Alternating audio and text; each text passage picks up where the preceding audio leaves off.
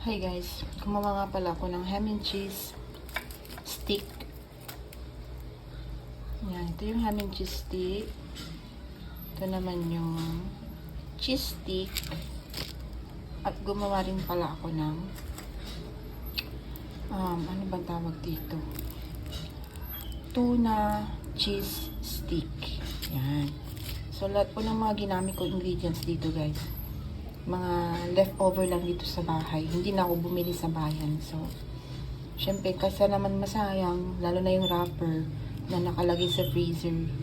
So, at least, diba, meron tayong snacks. Wow! Try nyo to guys. Masarap to. Syempre, sasabihin nila, ay, lahat naman ng niluluto niya masarap. Juan. Syempre, masarap mo iatwa mo. Dahil lararaya mo. Ano ba yung tawayan nyo?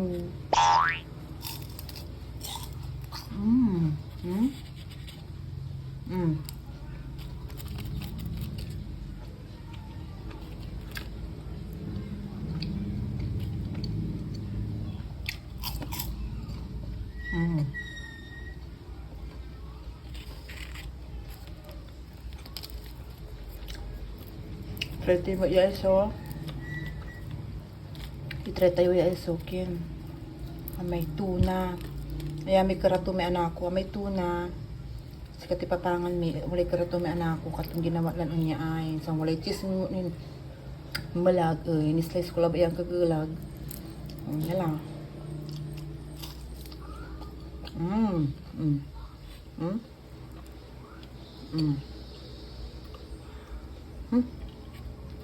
Huwag ka man focus.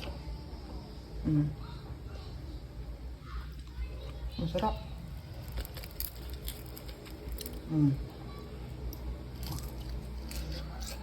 Lang.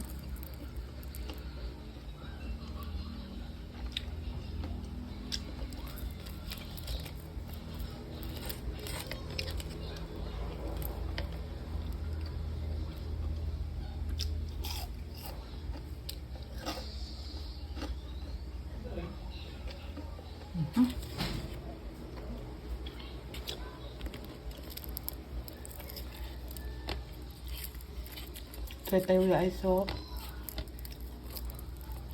Ham and cheese stick.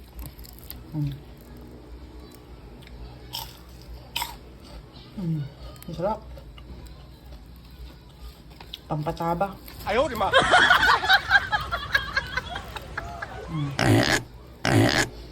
Okay malaba so mga nyoon yan paminsan-minsan naliwan lanang, di ba? That's right. Try yo ya, try yo.